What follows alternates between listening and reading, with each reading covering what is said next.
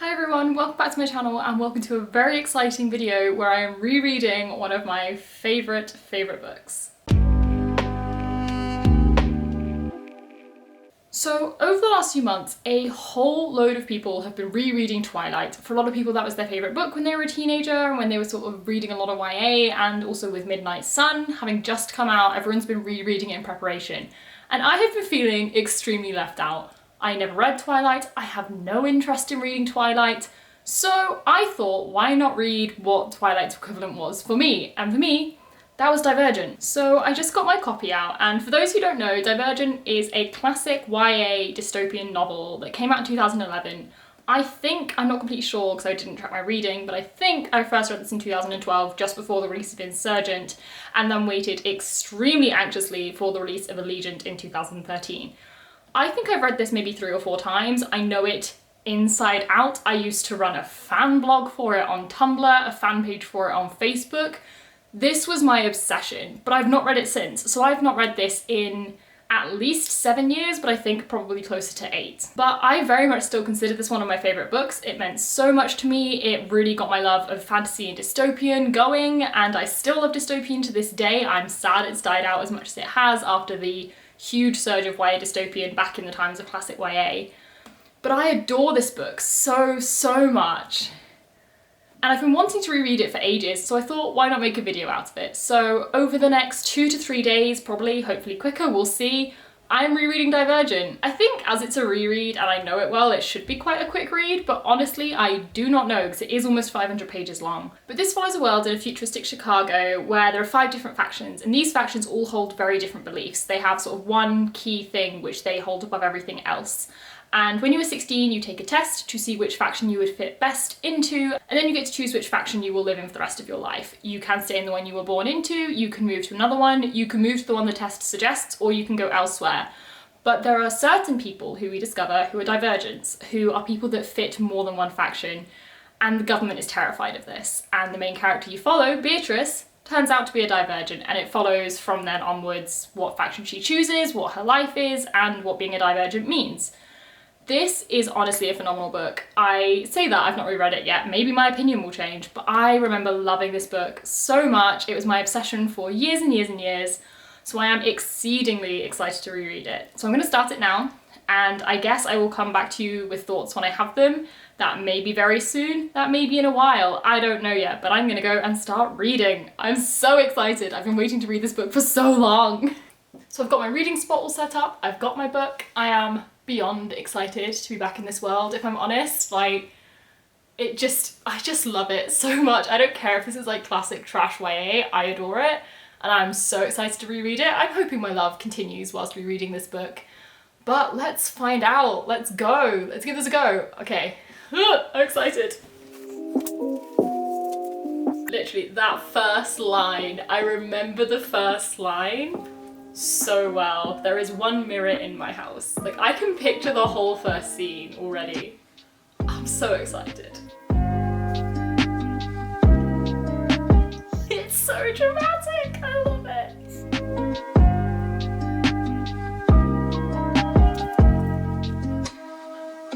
Also, I will say now, even though I'm on page 2, there will probably be spoilers in this video. This book did come out almost 10 years ago, so I feel like that's safe. However, if you don't want to be spoiled, just go cautiously with this video. But as I said, there's 5 factions, and I was that person who did like loads of quizzes to see which faction I'd fit, which I might do again later in this video just for the laughs. And I always remember the faction they start in, Abnegation, is the ultimate one that I could just not stand, even though I'm very much dressed in Abnegation colours right now. And even reading the first page, my brain is just like, ooh, no, I couldn't do it. It's all very, you can't look in a mirror, you must be completely selfless. Selflessness is what they really value. And it just, I believe in being selfless, but the way they live just annoys me. I'm so ready for her to not be an abnegation, but I know it'll be a while until we get there. Okay, I need to actually read now.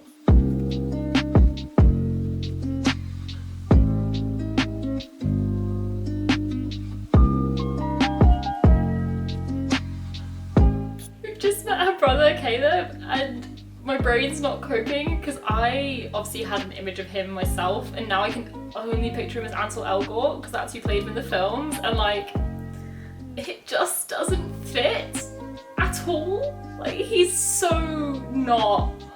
No, I'm gonna have to repicture him a different way because as for Elcourt does not work at all.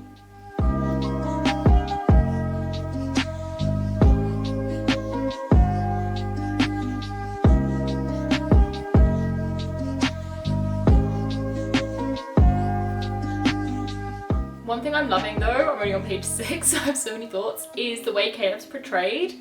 Like, already it is so unbelievably evident what faction he is going to choose. He chooses erudite, which is the faction that really values intelligence and education, and already like they've got him in the advanced maths class. He's managed to twist a conversation so that he doesn't have to answer questions and instead gets an answer out of someone else. Like, he fits it so well, and I'm loving all the really tiny little hints that have already been put in this book.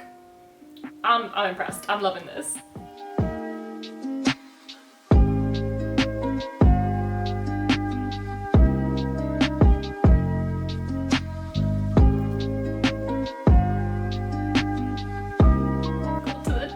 It's about to get dramatic. I'm surprised at how quick we just got straight in, actually. I'm impressed.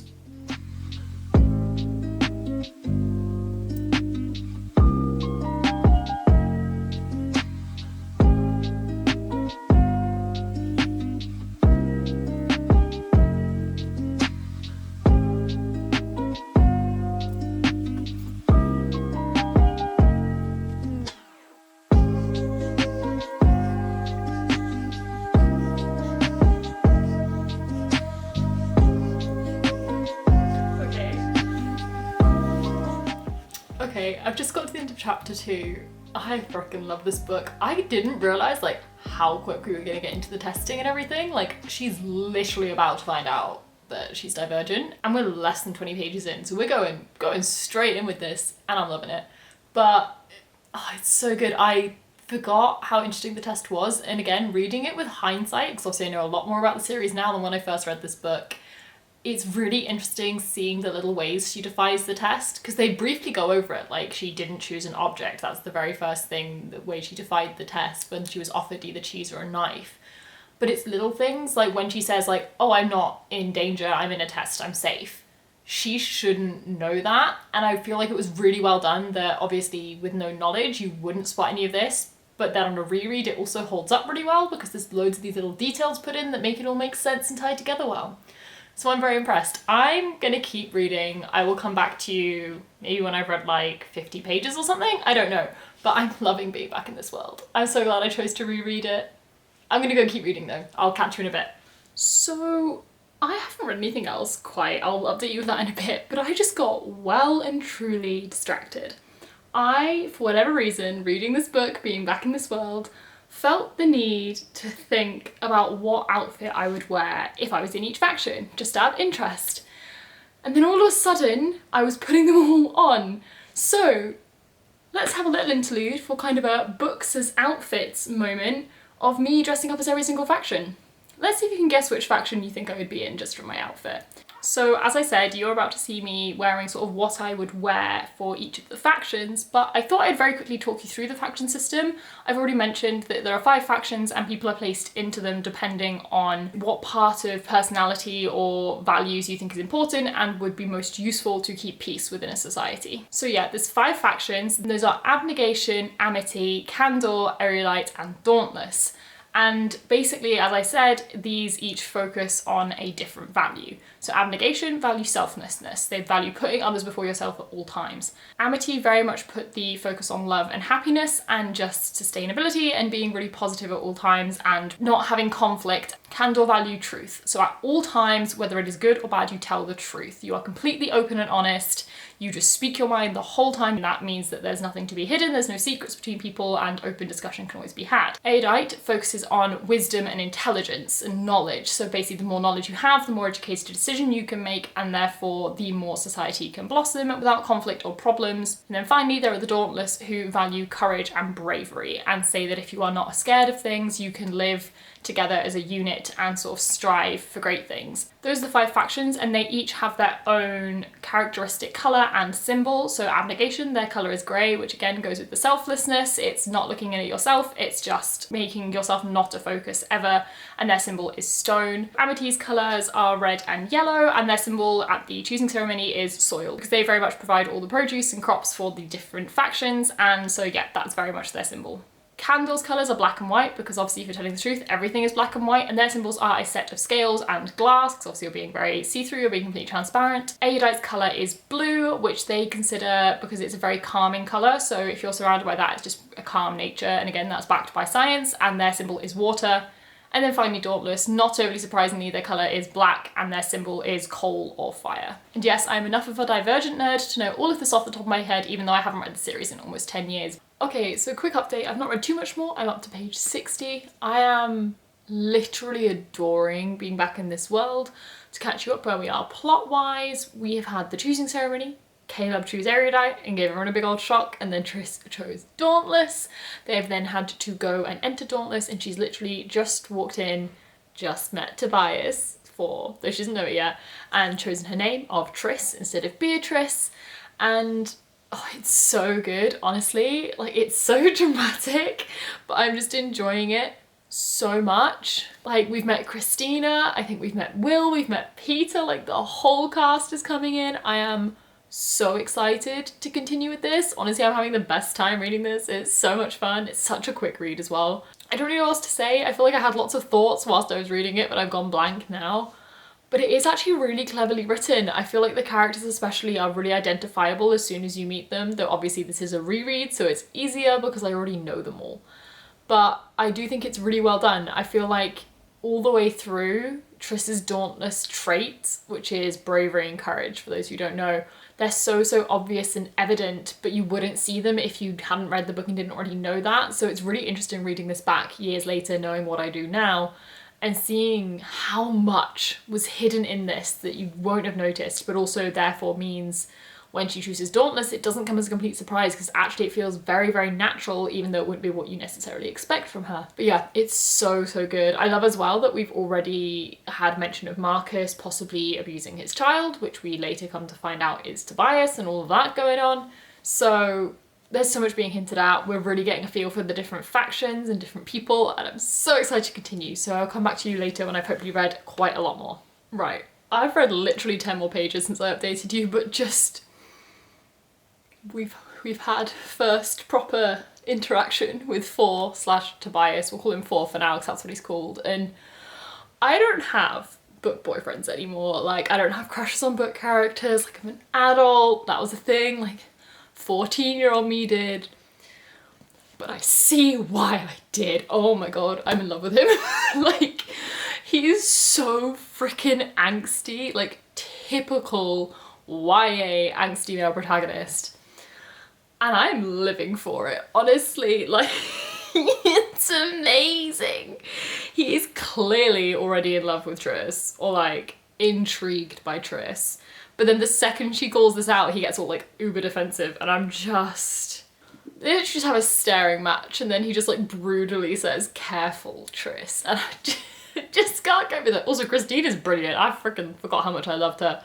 But I am so here for the angst and the tension and the like backstory we don't know. Obviously I already know, but oh my god, I love Tobias. I love so much. I wish he was real. He's just so freaking cool, if I'm honest. Like, I'm probably older than he is in this now, but like, he cool. I fully understand why I used to have a crush on this character. Let's put it that way. I need to go keep reading because I'm becoming more obsessed with this book now than I was when I was 14. Oh, I love it so much. I'm gonna go keep reading. Okay, one more quick update and then I've got a few things to do this evening before I keep reading. But like, I just can't get over how good this book is. I'm not saying it's like the best thing ever written or some masterful work of art, but it's a genuinely good book. I was worried reading it, having read a hell of a lot more since, I would find it really less enjoyable, but I'm loving it. The thing I can't get over is how dark it is. I am quite surprised actually, like we're, what, less than 100 pages in, maybe around 100 pages in now, and so many people have died, and I know of like at least 3 more deaths that are happening before the end of the book, if not more. And none of these deaths have been like beautiful, graceful, like meaningful deaths. It's just death straight out. No reason, no nice way of doing it. It's very sort of just realistic. It's just how it is. It's just black and white. But the other thing I'm really loving is it kind of pulls on the I'm not like other girls trope, because Tris obviously feels very not right in the setting she's in at the beginning of the book. But it does it in a really clever way, because obviously she belongs to a different faction, she moves faction, and it makes a lot of sense that of course she didn't feel settled and she's really now finding a home for herself and also finding who she is in this new faction. She doesn't necessarily fit all the sort of stereotypes of a Dauntless, and she needs to find how she fits within that as her faction. So it's a really interesting journey of self-discovery that we're watching, and I think it's handled really nicely, that she can feel uncomfortable in her setting and that she's not like the others and that she's not doing the right things. But at no point is she disparaging of people who are, at no point is she saying she's better or worse than other people. She just can tell she's not quite fitting in. And I think that's a really fresh take from YA that's so old, because a lot of YA is the typical, I'm not like other girls, I'm so individual, and she's like very happy to say like she may not be absolutely beautiful, but she doesn't want to be beautiful. And when someone, for example, makes her over and gives her eyeliner and sort of peps her up a bit, she has no interest in being pretty. She wants to be striking, she wants to be noticeable, and she wants to be her. And I just really like that it's a really different tone to a lot of YA that came out way back and now, honestly. So I'm really, really enjoying that. And yeah, I'm very excited to keep reading. I would love to get to halfway today, but I don't know if that's realistic. But yeah, it's really good actually. I'm really enjoying it. Problem's gonna be I'm gonna want to read the whole series straight away. But I might do videos for the rest of the series, so let me know if that's something you'd like to see. I think that's all I have to say for now. I'm loving the banter as well between like Tris and Four. There's some really good banter starting, and there's like tension. You can just tell, and I'm here for it. I'm gonna be shipping them real hard by the end of this video. I can just tell, and I'm excited. But yeah, I'll update you later when I've read some more.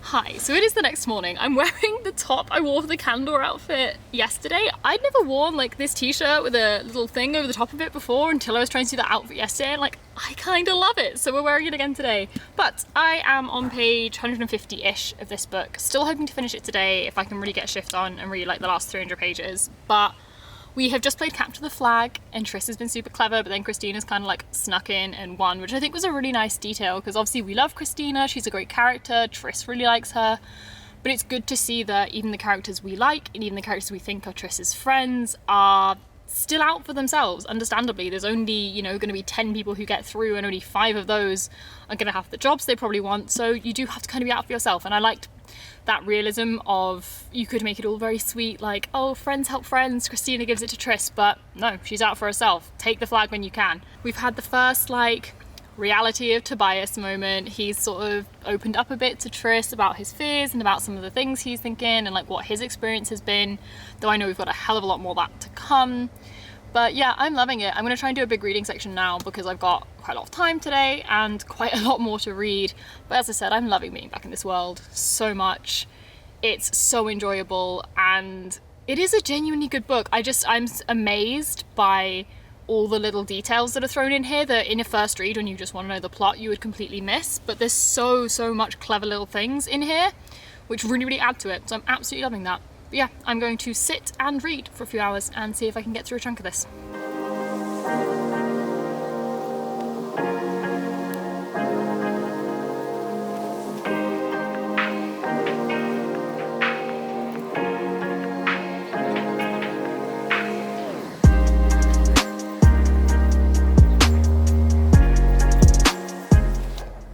We just had the knife throwing scene. Oh my god.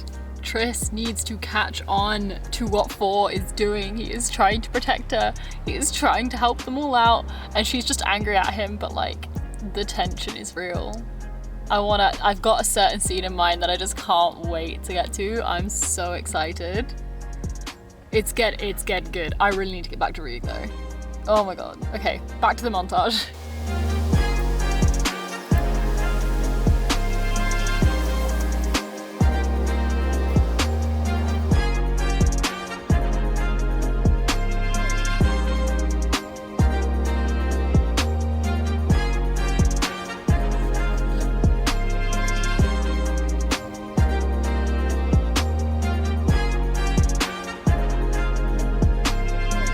Okay, so it's a bit later. I have just reached the halfway point. We've had two other kind of key scenes. We've had Edward being stabbed in the eye with a butter knife, which I still can't get over kind of how graphic that scene is. Like, this is a book for quite young teens, or at least the lower age range for this is quite young.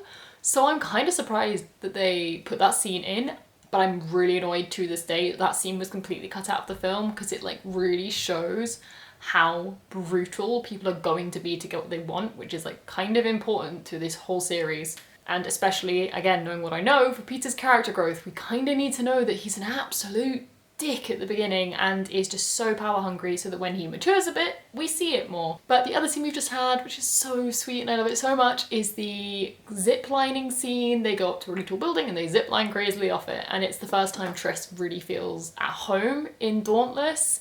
And it's just such an important scene, and I really like a moment they've just had where she acknowledges that in abnegation, the way everyone feels settled and comfortable in abnegation is by all being the same.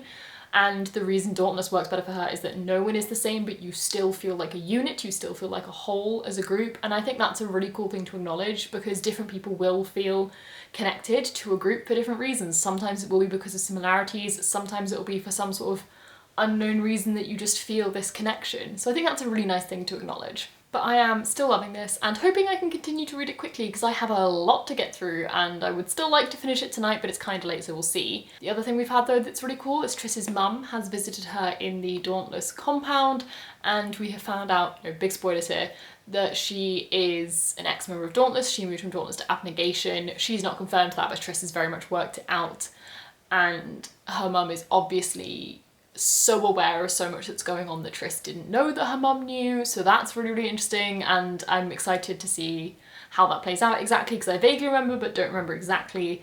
But the thing that's very interesting in that is that Tris's mum met Four, and Four, as I know, is a transfer from abnegation, and so Tris's mum will have known him when he was in abnegation. She completely knows who he is. Though she doesn't seem sure, it is implied that he moved quite a few years ago, so she may not quite recognise him, as he might look quite different, but he definitely knew who she was and ran away real quick when he found out that she was there and who she was, because obviously he doesn't want to get found out. He's got a past he is hiding from. So yeah, extremely interesting. I'm still loving every second of reading this book, and I'm super excited to jump back in, so I think I'm going to go do that straight away so I can hope to get through the rest of this tonight. Okay, so I'm not too much further, but we've just had the first few simulations where they're learning to face their fears, and Four has just found out that Tris is Divergent. He suspected it, and it's obvious he's suspected it for ages, but he's just found out. He's just told her. She's now gonna like find out more because she needs to know what's going on, but like, drama is rising, tension is rising. I'm so here for it. There's a couple scenes I know are coming up which I've just like got in the back of my head that I can't wait for, but I need to get to them, so I need to keep reading. But oh my god, I'm so excited for him to like get even more obsessed with her now, because like we've just had a scene where he's drunk and like goes up to her cells and she looks good, and it's just so cringy and I can't get over it, but I love it so much. He's such an amazing character, because he's like the typical angsty, broody YA guy, but at the same time he's like so stupid and dumb and in love with her, and I love it so much. He's such a cutie. But yeah, I'm loving it. He's great. I'm so ready for him to loosen up more around her so we can see more of him, because like, I remember this when I first read it. I love Tris, I love a lot of the characters, but Four will always be my favourite character in this series. And I'm so excited to see more of him, and more of him like as himself, even though he's a bit wet. I kind of love him anyway. But yes, back to reading, because as I said, there's a few scenes I am just dying to get to. And so I need to get to them as soon as possible. I just thought of something else I was going to say as well. Like, we've just seen, like, it's just said that Tobias, Four, whatever you want to call him, is 18, so he is only 2 years older, which makes me question why Tris's mum, when she came to visit, I mean, she wouldn't call him out, obviously, but it was implied from the way it was written that he knew who she was, but she recognised him but didn't know him. And I'm like, yes, people can look relatively different in 2 years, but like, she saw him grow up for 16 years, there's no way in just 2 years he'd be completely unrecognisable, so not sure if she was hiding it or whether it's like a slight inaccuracy there, and it doesn't really matter, but just intriguing, because I feel like it would have made more sense if she had recognised him again. She's not going to tell Tris, she's not going to out him, but it's just interesting that the way it was written very much made it feel like he knew who she was, but she didn't know who he was, though had an inkling, so just intriguing. Not sure. Okay, so we've just had the scene where Peter, Al, and I think Drew tried to kill Tris by throwing her off a bridge, but we'll come back to that in a minute because I have a lot of thoughts on Al, and I think he's actually a really interesting character. But, I'm about to start chapter 22. If I am not mistaken, this is the chapter I've been waiting for because I'm just a bit too obsessed with Tris and Four, and I'm real excited. I'm not gonna lie. I think this is the scene which I've been waiting for. So I'm gonna read, and I'm hyped. Well, there'll be updates, I'm sure. Oh, I forgot to mention, the reason I know it's the scene is because Four just saved her from dying, and I'm pretty sure she's been taken back to his room and like things are about to ensue, and I'm ready. So, okay, reading. I'm just seeing it beaming. I'm so excited. Tangent. Oh my god, my brain's going a million miles a minute. I just remembered we just had a little moment where Four interrupted her like hanging out with her friends, and she just like stands staring at him and then like just takes his hand, and I love that it's such a gentle moment, but like she's been courageous, but also it's why is this book so good? Okay, I'm reading.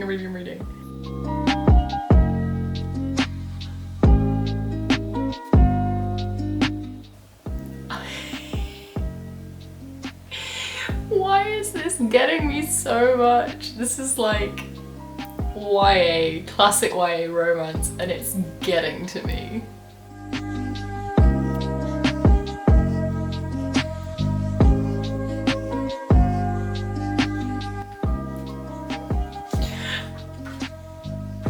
Okay, this wasn't the scene I thought it was, but I loved it nonetheless, and like we just had for the first time tell her not to call him Four. He's not revealed his name is Tobias yet, but like progress, baby steps, he's getting there. Okay. Probably another wrong prediction, but I think chapter 22 might be the one. I'm not sure. I have not read this book in a very long time. It just feels like we're in the right setting for this scene I'm envisaging. So unless this setting happens again, I feel like this is the moment. Oh my god, I remember that line. Literally, this is bringing back so many memories. So, Tris is basically saying, you know, like, oh, they would throw a party if I died. And Four on Tobias just comes back with, well, I would only go if there was cake. And I just remember like dying over that line. The nostalgia is hitting tonight. Okay, so we've left the setting that I thought the scene that was going to happen would have happened in, so clearly I'm not in the right place, which is kind of not surprising considering I last read this about 8 or 9 years ago. So I'm going to turn the camera off and go back to reading and come back to you later. Though, very quickly before I go, Al. Al is such an interesting character, and I'm so glad he was included. Because in many ways he's actually really similar to Tris. He doesn't feel like he necessarily fits in. He struggles and really contemplates a lot of the things they're being told to do, whereas a lot of people there are just going with it and doing what they're told. And it's really interesting seeing that similarity to Tris in the thought process, but difference to Tris in how he acts, because he then refuses to follow orders, whereas she's actually starting to almost get a taste for it and feel like it suits her. And he's obviously just acted really poorly in trying to kill her because he's just trying to get by, honestly. And obviously I know that very soon, if not already, he does indeed kill himself because he's just not coping, and it's that or fail and be kicked out. So that's the choice he makes. And I've mentioned before, this book is actually extremely dark for what it is, and some of the things possibly aren't handled in the best way, but if every single thing were to be handled in like severe detail, this book would be twice as long, and it's already, for a YA book, relatively long. So there's a lot of topics that are kind of skimmed over, but I do think they're addressed enough, although it would have been nice possibly for some of them to be addressed in slightly more detail.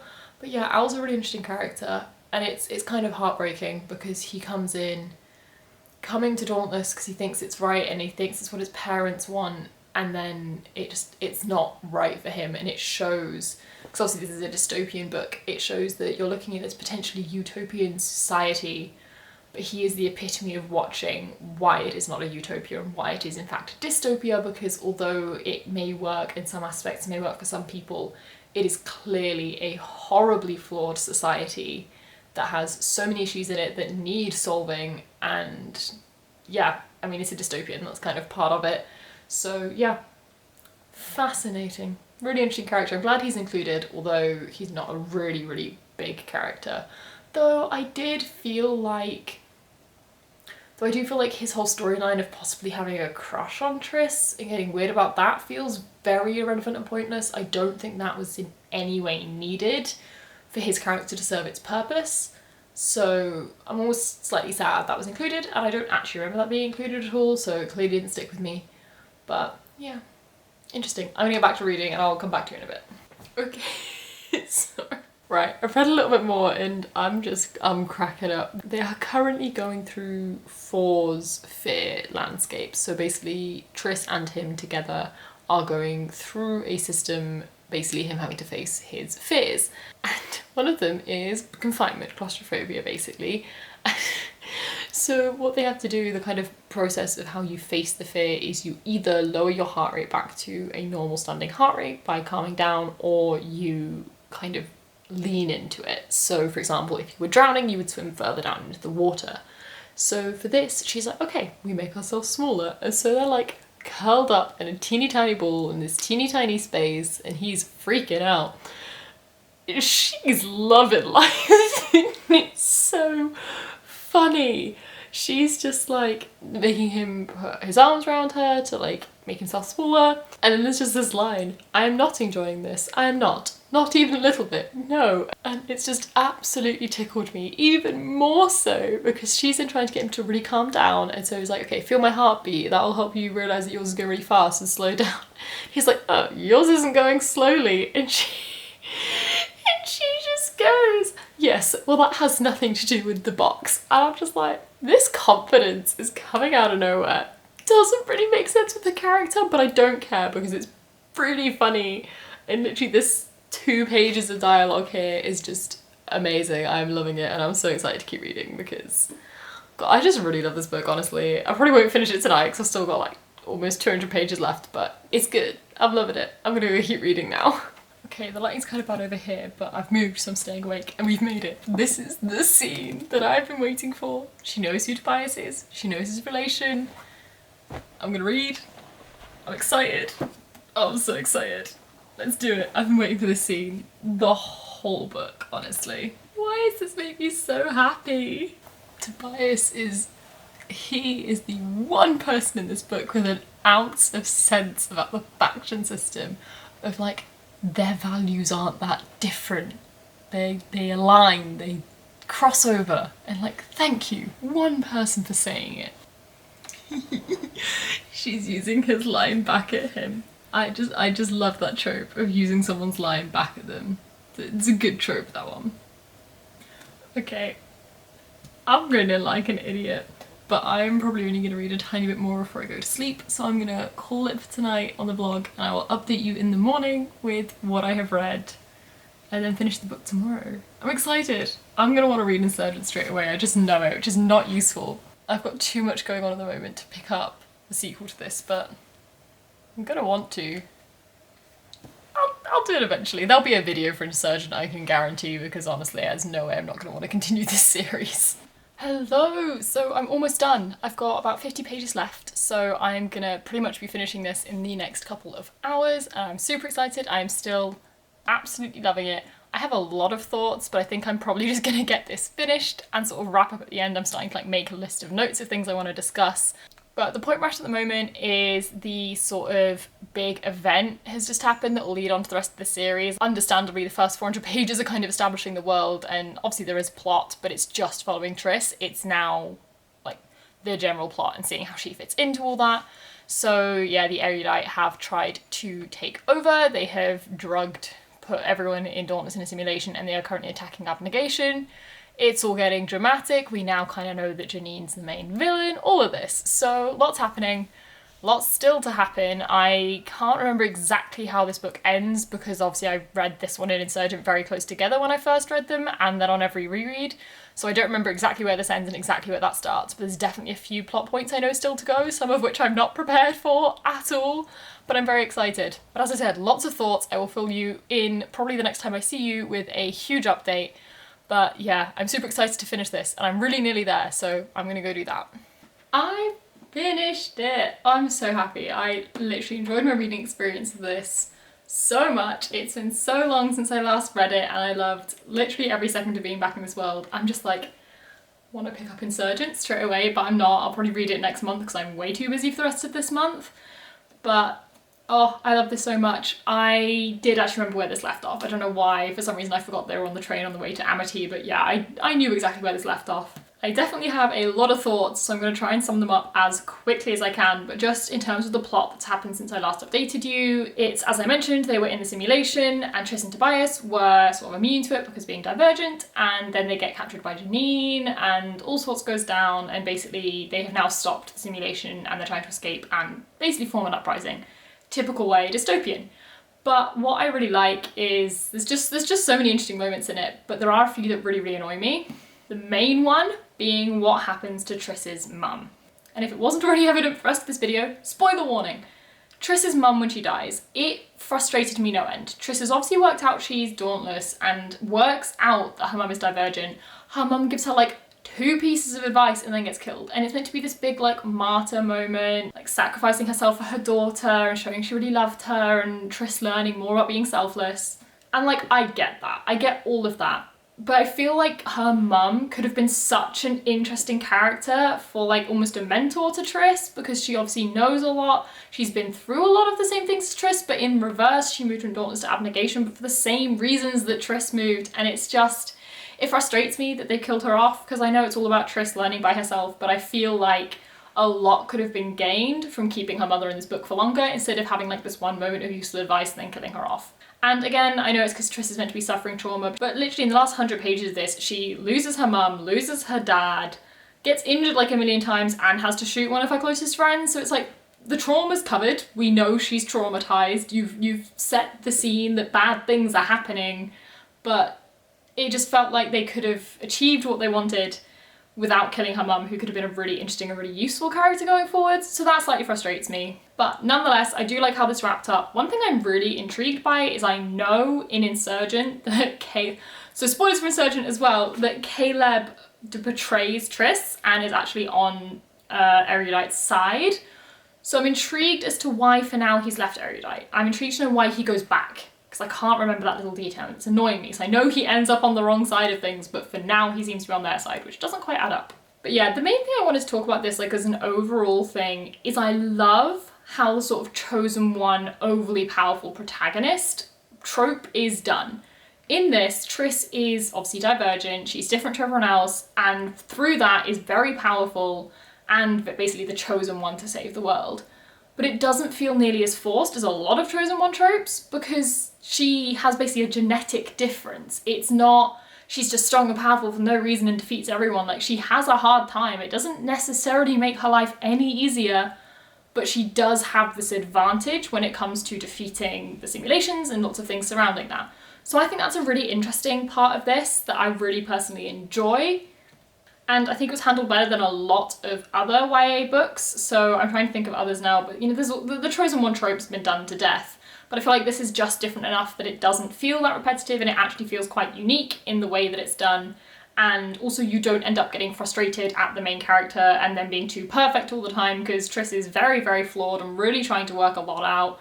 She just happens to be able to survive a simulation and through that has a very large advantage, which obviously saves a lot of people at the end. But yes, I think it's evident I love this book. I've loved this series for years. I am really happy that I still loved it, however very nervous, because I remember loving Insurgent. I know a lot of people don't.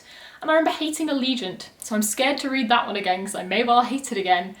But I do wonder if I'll like it more. I don't know, but I'm very excited to continue. I don't know when I will be continuing, but if you want to see it for a video, I'm probably going to make a video anyway. Do let me know. But yeah, there we go. So yeah, now I feel a lot less left out. Everyone's been rereading Twilight, and I finally got to reread the equivalent for me, which obviously, as I said, is Divergent. This series means so much to me. It's so key in my love of dystopian and fantasy books in general. Before this, I only read contemporary, really.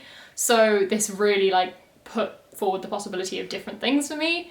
And obviously now I mainly read fantasy, so definitely a big change. But I definitely think this book holds up. It was actually better than I expected to be. And yes, I will admit I'm very biased and nostalgia will play into it a lot. But I do think this is actually still a very good book. And yeah, still stands up as a solid YA dystopian book. So very glad to have reread it. I'm also really intrigued to see what faction everyone thinks I would be in. So comment down below what faction you think I'd be in. I'm gonna reveal it in the next video because I'm just intrigued to see what people say first. But yeah, that's it for this video. I had a really good time. I hope you had a good time watching this video.